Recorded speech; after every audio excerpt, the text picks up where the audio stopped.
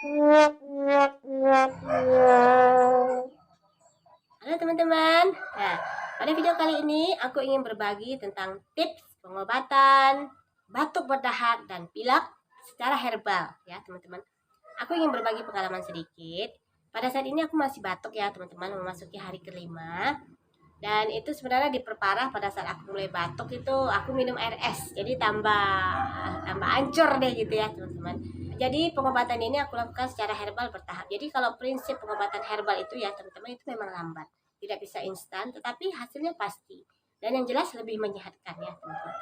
Dan kalau boleh aku bilang aku tipikalnya termasuk yang jarang sekali sakit. Tetapi kalau sudah sakit itu lama seperti itu ya tuh.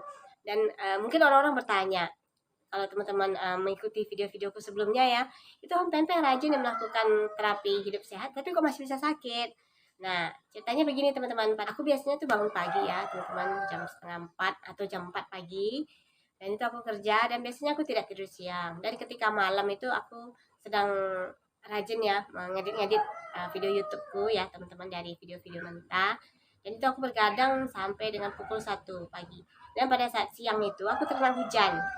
Jadi betul-betul aku lakukan itu bergadang, kurang istirahat, dan kena hujan kan beberapa hari terakhir ini ada musim hujan di daerahku ya teman-teman, dan itu membuat tubuhku drop dan kena penyakit. Ditambah lagi pada saat udah kena batuk minum es ya teman-teman, jadi klop deh, klop penyakitnya ya, sempurna di badan seperti itu. Jadi aku ingin berbagi tips pengobatan herbal yang aku lakukan pada saat aku batuk. Seperti teman-teman dengar saat ini ya, suara aku tuh masih bindeng, masih parau-parau gitu, karena memang aku masih batuk kondisinya, memasuki hari kelima ya. Tapi bagaimanapun aku ingin berbagi karena aku merasa sekarang sudah agak lumayan dan sudah jauh lebih fit ya teman-teman. Teman-teman boleh ikuti step-stepnya. Jadi pagi ketika aku bangun, aku biasanya minum air hangat kuku 1 cangkir. Cangkirnya tuh sebesar ini ya teman-teman. Jadi bukan cangkir pendek. Ini 1 cangkir air hangat kuku. Dan kemudian aku lanjut memasak gitu ya. Mungkin berselang 5 atau 10 menit aku minum lagi 1 cangkir lagi. Nah, jadi kalau rasanya haus minum lagi. Jadi kalau pagi itu biasanya aku memang minum itu bisa 2 sampai 3 cangkir di pagi hari ya. Tetapi kebutuhan air putih pada setiap orang ini kadang-kadang berbeda ya teman-teman. Tapi karena aku merasa aku haus ya aku minum seperti itu. Nah, kenapa baik air putih di pagi hari? Karena tubuh kita secara tidak sengaja telah melakukan puasa alami dengan tidur. Artinya tidak memasuki makanan atau minuman apapun dalam tubuh, dan itu paling bagus diisi oleh cairan ya.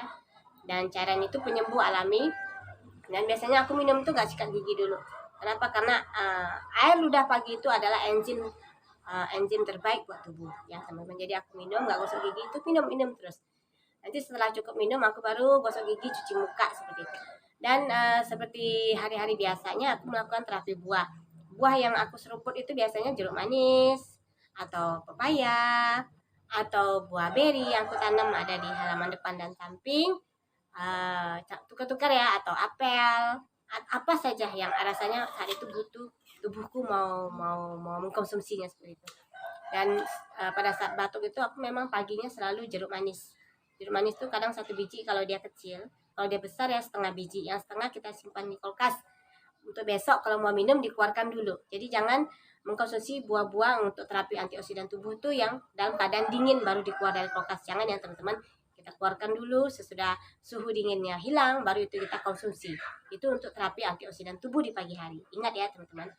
Dan setelah mengkonsumsi buah untuk antioksidan, aku kan ada membuat susu kedelai atau susu tahu, atau dari kampungku biasa disebut hemfusui ya teman-teman.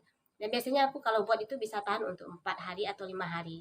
Jadi kalau aku mau minum, rasanya aku lapar, aku minum 1 cangkir, aku panaskan di kompor, bikin 1 cangkir dan aku minum itu tanpa gula. Dan itu tahan sampai dengan siang. Jadi khusus dari pagi sampai dengan jam makan siang ini aku memang memilih makanan yang sehat. Kalau nggak lagi kepingin susu tahu, aku kuda-kuda petesina seperti itu. Pokoknya yang alami, buah-buah yang tidak mengalami pengolahan apapun seperti itu ya teman-teman, sampai dengan menjelang makan siang. Dan pada saat makan siang itu aku selalu menyediakan sayur kuah gitu ya. Kebetulan aku ada tanam kelor ya, aku masak kelor. Aku suka sayur kelor bening, tidak ada status minyak pun teman-teman, cuma sayur kelor bening diisi garam ya teman-teman, rasanya enak dan itu menyehatkan. Dan ketika aku batuk ya aku selalu menyediakan. Dan pada saat aku sehat pun aku memang selalu menyediakan menu makananku 1 panci sayur sop. Sering ya begitu ya teman-teman ya. Jadi untuk kesehatan tubuhku dan untuk kesehatan keluarga aku seperti itu. Dan sore biasanya aku menyempatkan diri untuk berolahraga ya, atau berkebun. Pokoknya aku mengeluarkan keringat seperti itu. Jadi supaya kondisinya lebih enak, karena kita untuk apa yang kita makan itu kemungkinan kan selalu ada kandungan toksiknya seperti itu, dan itu bisa kita buang melalui olahraga. Karena proses pembersihan tubuh ini ya teman-teman ada 3 macam, yaitu 1 dari buang air kecil, 2 buang air besar, dan yang ketiga olahraga dengan berkeringat melalui pori-pori di kulit ya teman-teman. Jadi memang aku rajin olahraga pada saat aku batuk sore-sore, dan malam itu aku tidak bergadang dulu ya teman-teman. Jadi selama aku sakit batuk itu aku hindari bergadang, karena aku ingin istirahat cukup supaya lebih cepat sembuh. Ingat ya teman-teman, sakit itu tidak enak, sakit itu tidak menyenangkan. Jadi ada baiknya kita penting sekali menanamkan mindset bahwa tubuh yang sehat itu adalah harta yang paling berharga. Kenapa? Karena dari tubuh yang sehat kita bisa melakukan banyak hal-hal positif dari pagi hingga ke malam seperti itu. Nah, ini sekarang udah masuk ke hari kelima dan aku merasa sudah jauh lebih lumayan ya, sudah lebih enak. Biasanya tuh kalau waktu pada saat parah itu 2-3 hari pertama itu teman-teman, hidung ini mau bernapas pun susah, apalagi kalau kita tidur ya teman-teman, rasanya tersumbat. Aku ingat seperti ketika aku sempat hampir terserang COVID waktu itu ya. Mungkin teman-teman bisa lihat di videonya, aku ada kasih linknya di bagian deskripsi ya teman-teman. Itu rasanya hidung itu macet sekali, nafas susah sekali ya teman-teman. Jadi aku teringat pada saat aku terkena COVID itu. Jadi sekarang sudah jauh lebih enak. Batuknya masih ada ya, dahak sedikit. Ini teman-teman bisa dengar suaraku masih bindeng, tapi sudah jauh lebih lumayan. Teman-teman boleh coba praktekkan caraku ini ya teman-teman, sudah aku lakukan, dan ini tanpa menelan 1 butir pun obat kimia ya.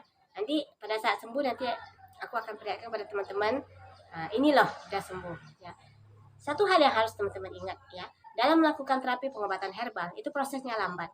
Tidak bisa seperti kita mengkonsumsi obat kimia yang cepat. Tapi sudah jelas ada efek samping yang tentunya bisa mengganggu ya ginjal atau liver seperti itu ya teman-teman. Jadi aku memang lebih senang melakukan secara herbal biar lambat tetapi aman dan pasti seperti itu. Oke teman-teman, ingat jaga selalu kesehatan ya, karena dari tubuh yang sehat biasanya otaknya sehat juga. Selamat mencoba.